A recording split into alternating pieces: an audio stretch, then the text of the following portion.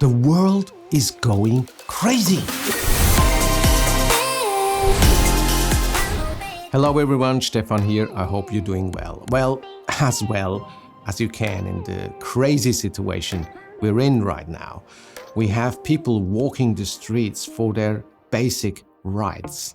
Is it America? Is it Hong Kong? Is it anywhere else in the world? Well, we're all in this together. Don't get me wrong, I'm a white dude.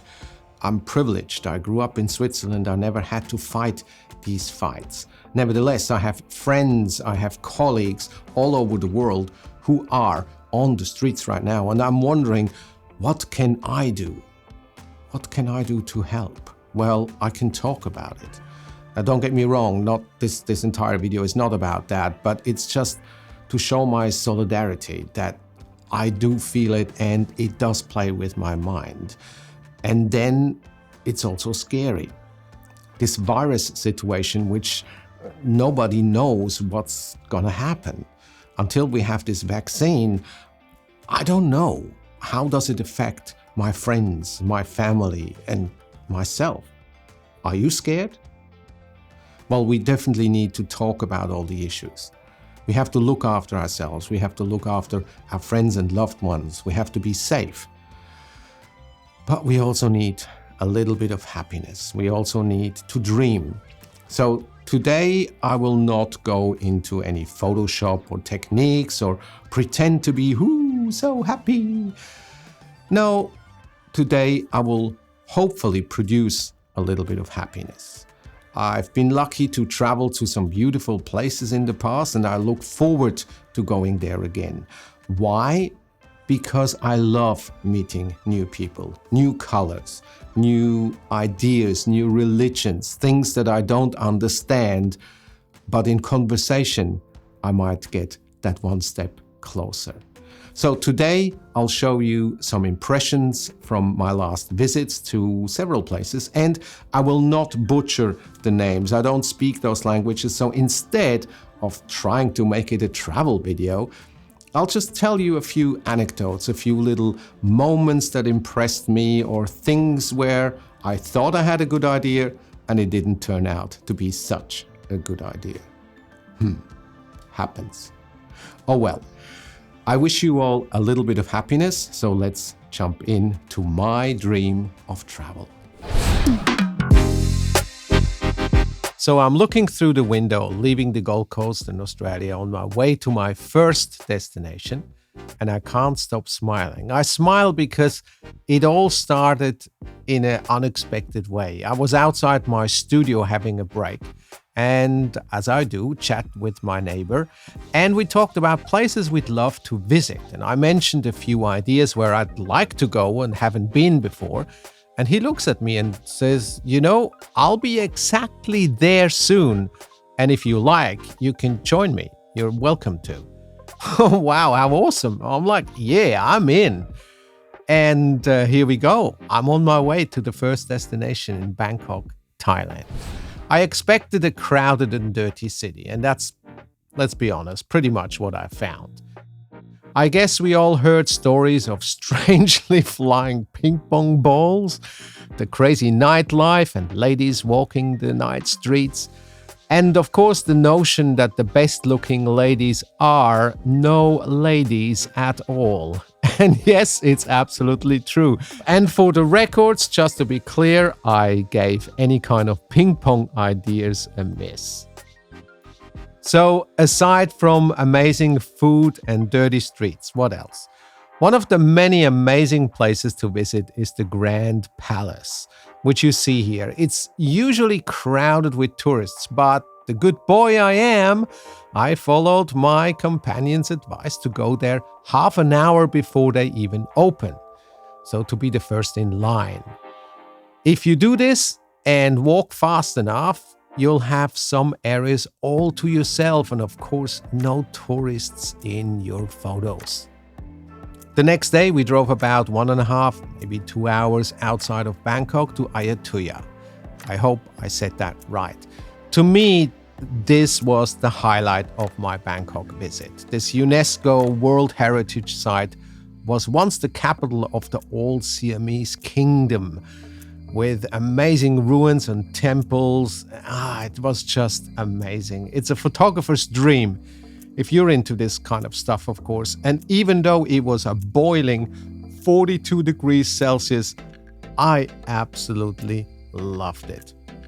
Anyway, time to pack the bags onto the next flight on my way to now Ho Chi Minh City, or as the locals still call it, Saigon in Vietnam. Ladies and gentlemen, welcome to Vietnam. We have just landed at Tan Son Nhat International Airport, Saigon.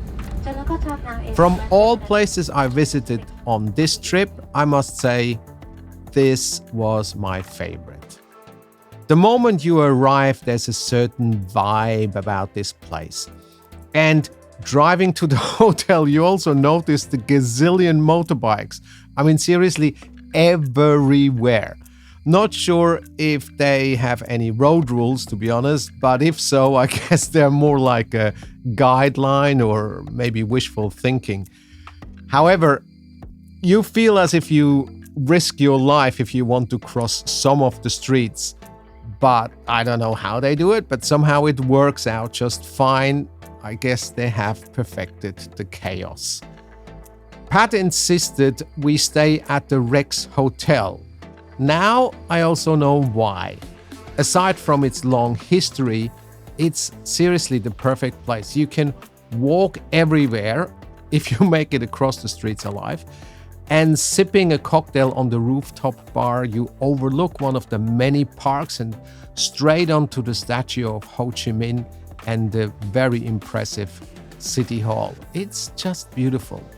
This city has a great mix of cultures and influences. You see old French architecture, like this mini Notre Cathedral, and then the old post office, which is still in use. It just looks awesome. One of the many places I absolutely loved to visit is the Independence Palace, or I believe they call it the Reunification Palace. This was the home and workplace of the president of South Vietnam during the Vietnam War, or the American War, as many here call it. Walking through these rooms, you feel as if you just jumped through a time machine. Even more so when you go through the presidential bunker underneath the palace, looking at the old communication gear, these old phones, the holes in the wall and all. I don't know, maybe it's me being a gearhead or just a little boy, but I just wanted to turn and play with all those knobs and dials. Of course, you're not allowed, but anyway, it looks cool. By the way, while talking about Bangkok before, I didn't mention the shopping. You know, the not quite so real Gucci bags and t-shirts for cheap? Well, I was told you get the slightly better quality for even less money in Saigon. I don't know, not so legal maybe, but fun. Now, talking about shopping, let's be off to my next destination, yet another place I haven't been before, which is Kuala Lumpur in Malaysia. Kuala Lumpur has really two sides: the glamorous, label-bashing shopping districts and the old, call it, I guess, real KL. The cool story is, arriving at the hotel, we were told that the rooms we booked were unfortunately not available due to renovations. Instead, if we would be okay, they would move us to the Ritz-Carlton instead, including a personal butler. Yes, please. Talking about luxury, this place is amazing. The hotel and the rooms are beautiful as you would expect, but what really makes a difference is the way every single person at that hotel treats you. You seriously feel like royalty. Just one example. About 2 a.m., I had this strange idea to walk to the corner store and get myself a few drinks. I walk out of the lobby and realize it's pouring down like you wouldn't believe. So I look around to see if I find an umbrella, and sure, they have umbrellas for their guests, but that wouldn't be good enough. One of the doormen smiles and said, "Sir, I will walk with you." so you stay dry and safe. Now, that is impressive. And talking about impressive, I've also met people on my journey which deeply impressed me. Maybe it's because I approach all people with the same open mind, regardless of beliefs or colors, or maybe I've just been very lucky to run into great people at the right time. As I did in Bangkok, I decided to leave KL for a day trip to Malacca, which is about a 2.5-hour drive from the city. And the conversations I had during that trip made it feel like maybe half an hour drive both ways. And I must admit, I learned a lot about how other people see the world in those hours. Anyway, Malacca, or some call it Melaka, I think, is beautiful. This city was under Portuguese flag from, I think, 1510, 1511, something like that. And then the Dutch kicked the Portuguese out about 100 years later. And then the British took over, and during the World War II, I believe it was even part of the Japanese Empire. And when you walk the streets, you actually see this. Just one example is the red Anglican church at the Dutch Square, which is not really something you'd expect to see in this part of the world. But it's beautiful, and somehow, magically, it fits. Well, I guess I'll leave it at that for today. I hope you enjoyed our little trip to Southeast Asia together. For now, all I can say is thank you for watching. Keep talking about the issues that we're all facing, and I hope to see you again next week.